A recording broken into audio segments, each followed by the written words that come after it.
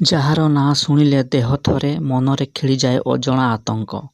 ଆମେ କହୁଛୁ କଳାପାଣି କଥା। ଯେଉଁ ଜାଗାର ନାଁ ଶୁଣିଲେ ଦେହ ଓ ମନ ସବୁ କିଛି ଥରେ। ଅତୀତରେ କଳାପାଣି ଦଣ୍ଡର ନାଁ ଶୁଣିଲେ କଏଦୀମାନେ ଥରୁଥିଲେ। ସତ କହିବାକୁ ଗଲେ ଏହା ଏକ ଜେଲ୍, ଯାହା ସେକ୍ୟୁଲାର ଜେଲ୍ ନାମରେ ଜଣାଶୁଣା। ଆଣ୍ଡାମାନ ନିକୋବର ଦ୍ୱୀପପୁଞ୍ଜରେ ପୋର୍ଟ ବ୍ଲେୟାରରେ ଏହି କଳାପାଣି ରହିଛି। ଭାରତଠାରୁ ହଜାର ହଜାର କିଲୋମିଟର ଦୂରରେ ଥିବା ଏହି ଜେଲକୁ ଇଂରେଜୀମାନେ ତିଆରି କରିଥିଲେ, ଯେଉଁଠାରେ ଭାରତୀୟ ସ୍ୱାଧୀନତା ସଂଗ୍ରାମୀଙ୍କୁ ବନ୍ଦୀ କରି ରଖାଯାଇଥିଲା। ସଂସ୍କୃତ ଭାଷାରେ କଳାପାଣିର ଅର୍ଥ ହେଉଛି ମୃତ୍ୟୁର ସ୍ଥାନ, ଯେଉଁ ଜାଗାକୁ ଥରେ ଯିଏ ଯାଏ କେହି କେବେ ହେଲେ ଫେରିପାରେ ନାହିଁ। ତେବେ ଇଂରେଜମାନେ ଏହାର ନାମ ସେକ୍ୟୁଲାର ରଖିଥିବା ପଛର ଏକ ଆଶ୍ଚର୍ଯ୍ୟଜନକ କାରଣ ମଧ୍ୟ ରହିଛି।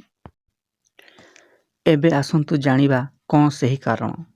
1897 ଖ୍ରୀଷ୍ଟାବ୍ଦରେ କଳାପାଣିର ଏହି କାରାଗାରରେ ମୂଳଦୁଆର ପଡ଼ିଥିଲା ଏବଂ 1906 ମସିହାରେ ଏହାର କାମ ଶେଷ ହୋଇଥିଲା। ସେତେବେଳେ କଏଦୀଙ୍କ ପାଇଁ ତିଆରି ହୋଇଥିବା ସେକ୍ୟୁଲାର ଜେଲରେ 698ଟି କୋଠରୀ ଥିଲା।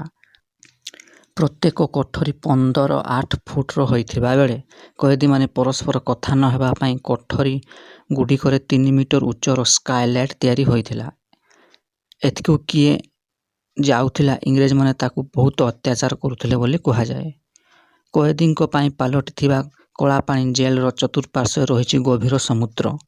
ହଜାର ହଜାର କିଲୋମିଟର ପର୍ଯ୍ୟନ୍ତ ବ୍ୟାପିଥିବା ଏହି ଅତଳ ସମୁଦ୍ର ପାର କରିବା ପାଇଁ କୌଣସି ବ୍ୟକ୍ତି ପାଖରେ ସମ୍ଭବ ନୁହେଁ। ଯଦି କୌଣସି କଏଦୀ ଜେଲରୁ ଖସି ପଳାଇବାକୁ ଚେଷ୍ଟା କରେ, ତେବେ ସେ ସମୁଦ୍ରର ଗଭୀର ପାଣି ଭିତରେ ରହି ମରିବା ସାର ହୋଇଥାଏ।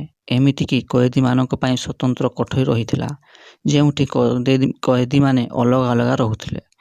କେହି କାହା ସହ କଥା ହୋଇ ପାରୁନଥିଲେ। ଏହି କାରଣରୁ କଳାପାଣି ଜେଲକୁ ସ୍ୱତନ୍ତ୍ର ସେକ୍ୟୁଲାର ଜେଲ୍ ବୋଲି କୁହାଯାଏ।